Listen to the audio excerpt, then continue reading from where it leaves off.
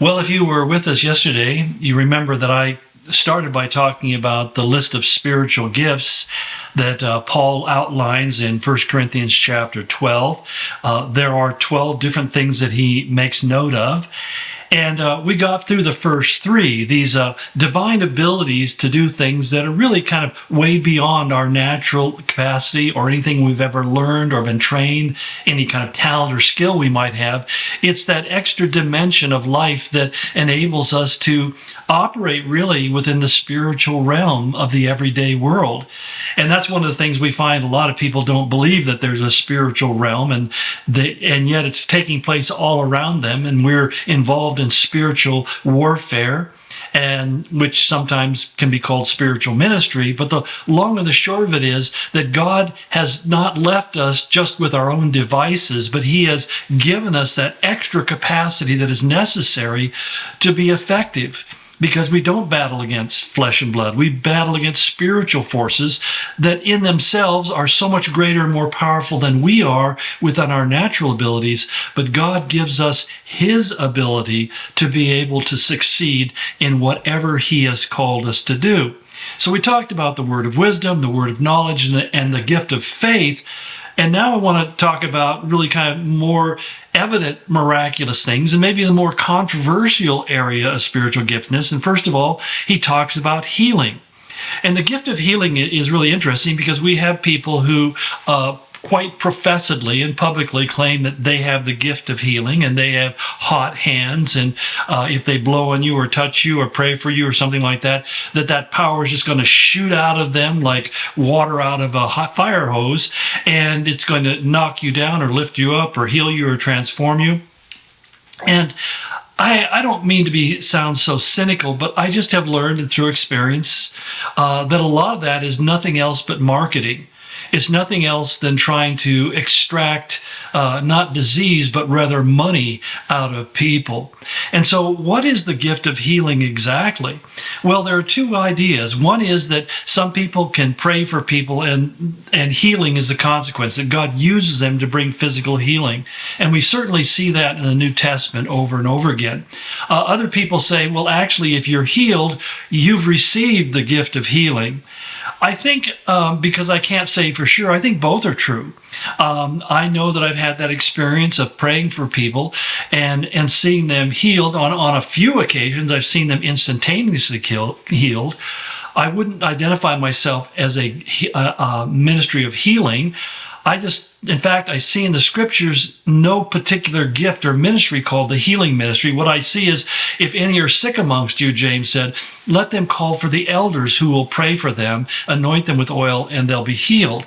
And so I'm not sure that there is somebody who has those hot hands that have the ability to heal. If they do, praise the Lord, and I wouldn't argue about it. I just am rejoicing that people can receive healing. But I found that many times people are prayed over by these same people and they're not healed.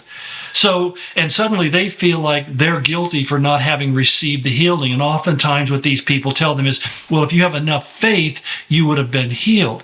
Well, then that raises the question, is it their hands that are doing the healing, or is that person's faith that brings about the healing? And it gets no less confusing if you go through the Gospels, because when you look at the healing ministry of Jesus, it came in all sorts of ways. It's not down to one simple procedure or formula.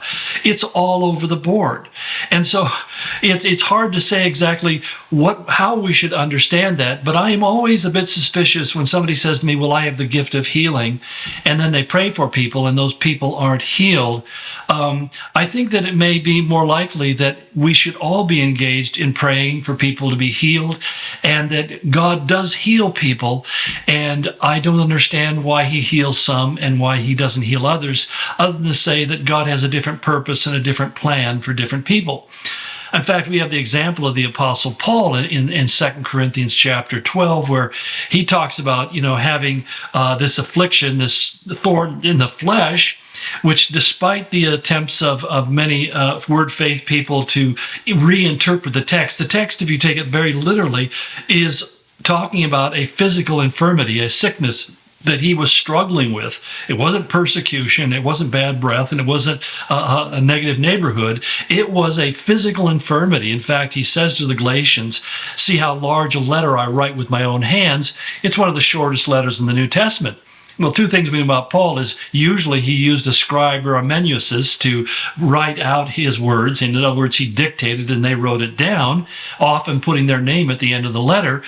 But in addition to that, we know that Paul himself didn't usually write letters himself, but we wrote the letter of Galatians, which is one of the shorter letters. He may have made very large figures because of poor eyesight. More traditional histories tell us that Paul struggled with a chronic ophthalmia, an eye disease that really impaired his vision. And he talks about praying 3 times that God would lift this from him, which makes sense because I pray for infirmities that I have and saying, God, would you please take these away? And sometimes God uses medical treatments to get me through those things. But sometimes those things just linger. They're just part of the DNA the framework of my life that I have to deal with, and have to trust God that he's going to give me the ability to be able to fulfill what he's called me to do, even though many times I don't feel up to the task physically or mentally. And so the issue of healing is one that's become very controversial simply because I think some people have seen it as an ability to further their own selfish ambitions. The long and the short of it is, if you are talking to somebody who is sick, I would just encourage you to put your hands on them and pray for them, and with their permission, of course, and just pray that God would heal them. And you may find that God will instantaneously heal them. You may find that they're healed over a process of time. You may find that they get a diagnosis that can result in the healing. I celebrate all of those as being gifts from God. Or you may find that they aren't healed. In fact, they may end up ending their life because of that infirmity, which again, as we say, and it sounds so cliche to say it, but I think it's a truism that they've received the ultimate healing. Because like Elisha the prophet, one day I'm going to die of the disease that besets me unless the rapture comes first, as it happened with Elijah. Well, Elisha got sick and he died and they buried him. And yet when they threw somebody's body on top of his tomb, what happened? The person was instantaneously healed and came back to life. So there are some crazy things. What I'm simply saying is, let's not put God into a box and say it has to be this way. And if there's anybody who says, I'm the control agent for this ability, then I think you should be suspicious of them, because I don't think that they have that ability. I think that God works through people to minister healing, even through physicians and doctors and medications. I think that's all allowable in this sense. But healing is a gift from God that you receive ultimately, and you should give him the glory for, not the guy with the hot hands who was blowing on you real fast, real hard. Which brings me to the other thing. The fifth thing he talks about is miraculous powers. And miraculous powers are probably best described as inexplicable occurrences. I mean, something happens that you can't explain in any other way in saying that God did this. And I found that many times. I remember the first time I was at a student riot back in the early 70s at the University of Oregon. And they had a microphone, and Campus Crusade guys had gotten there early in the morning. And the rule was whoever's speaking the microphone, as long as they passed it on to somebody else, that person could continue to hold on to the microphone. Well, the Campus Crusade guys, they got up in the morning like 5 or 6 in the morning because they weren't hippies getting doped up.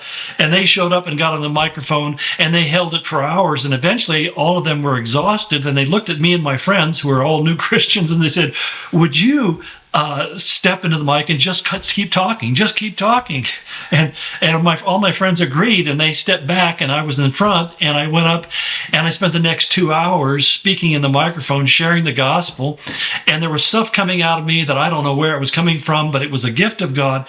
And as that was happening, people started gathering, the crowd stopped milling, people started listening really hard. And I know that there were people who were making decisions for Christ, turning away from the life of sin and disobedience to follow after Jesus Christ. To me, that was a miracle.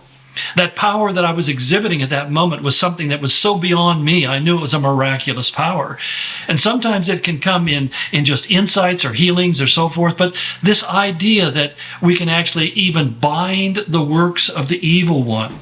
is a miraculous power, because Satan oftentimes really can beset us. And I've been able to be involved in exorcisms where people have had demons exorcised out of them, cast out, and they've been miraculously healed and saved. And those kind of things, they're just miracles that God does. There have been times where my wife and I just haven't been able to meet a bill, and we said, God, please provide the funds that we need. And miraculously, those monies show up. And it's one of those kind of things that we always measure the size of our problem by the size of our resources instead of by the size of our God. And my problems are not fixed by the size of my resources. They're fixed by the size of God's resources, which are inexhaustible and immeasurable. And so oftentimes God will allow us to experience the expression of his miracles in our life simply because we have asked him to do so. And those are miraculous powers that God gives to his people. Well, again, we're out of time. We'll pick it up tomorrow as we look at number 6 in the list, which is prophecy. Should be interesting.